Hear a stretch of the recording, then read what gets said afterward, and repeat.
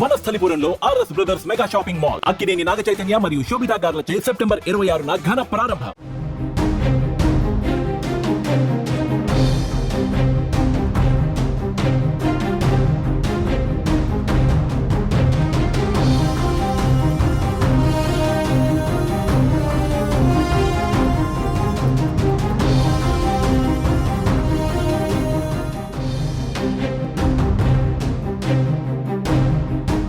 అమెరికాలో మరోసారి కాల్పుల మోత దద్దరిల్లింది. టెక్సాస్ రాష్ట్రం డల్లాస్లో జరిగిన కాల్పుల ఘటనలో 3 చనిపోయారు. Immigration and customs enforcement facility భవనంపై ఓ వ్యక్తి పక్కనున్న భవనం నుంచి కాల్పులకు దిగాడు. ఘటనలో 2 చనిపోయారు. పోలీసులు జరిపిన కాల్పుల్లో దుండగుడు కూడా చనిపోయాడు. ఐసీఈ అధికారులే లక్ష్యంగా ఈ కాల్పులకు దిగినట్లుగా పోలీసులు అనుమానిస్తున్నారు.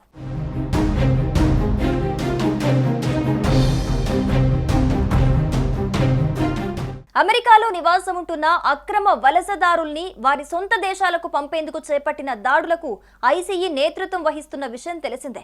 తాజా ఘటనలో మరణించిన వారిలో ఒకరు కాల్పులకు పాల్పడ్డ దుండగుడు కాగా మిగిలిన 2 ఐసీఈ నిర్బంధంలో ఉన్నవారని తెలిసిందే.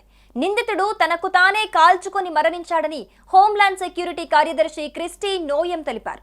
కొన్ని నెలలుగా పలు చోట్ల ఐసీఈ కార్యాలయాలపై దాడులు జరగటం గమనార్హం.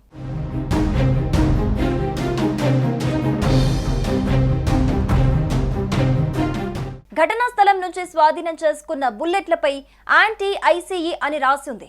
ఎఫ్బీఐ డైరెక్టర్ కాష్ పటేల్ ఈ బుల్లెట్ల చిత్రాన్ని సోషల్ మీడియాలో పోస్ట్ చేశారు. ఈ సందేశాలు దాడి ఉద్దేశంపై మరింత సమాచారం ఇస్తున్నాయని, వాటి గురించి దర్యాప్తు చేస్తున్నట్లుగా చెప్పారు. ఈ ఘటనపై అమెరికా అధ్యక్షుడు డొనాల్డ్ ట్రంప్ స్పందిస్తూ ఈ హింసకు రాడికల్ లెఫ్ట్ డెమోక్రాట్స్ కారణమని ఆరోపించారు. డల్లాస్లో జరిగిన ఈ కాల్పుల ఘటన ఇమిగ్రేషన్ సంబంధిత సమస్యలపై అమెరికాలో ఉన్న ఉద్రిక్తతలను మరోసారి బయటపెట్టింది. ఈ ఘటన దేశవ్యాప్తంగా భద్రతా చర్యలను మరింత పెంచాలనే చర్యకు దారితీసింది.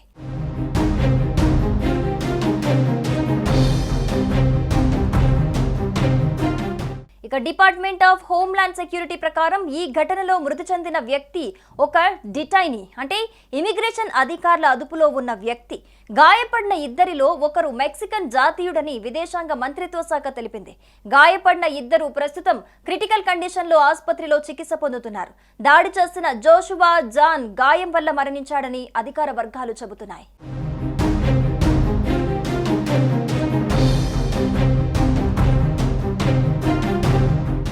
సుమన్ టీవీలో మీ పర్సనల్ అండ్ బిజినెస్ ప్రమోషన్స్ కోసం కింది నెంబర్కి కాంటాక్ట్ చేయండి. డ్రగ్స్, గంజాయి లాంటి చెడు వ్యసనాలకు దూరంగా ఉండండి. తాత్కాలిక ఆనందం కోసం జీవితాలని నాశనం చేసుకోవద్దు. డ్రగ్స్ విక్రయాలు, దందాలు నిర్వహిస్తే 180059969969 టోల్ ఫ్రీ నంబర్ కి కాల్ చేయండి. డ్రగ్స్, గంజాయిని నిర్మూలిద్దాం, భవిష్యత్తును కాపాడదాం.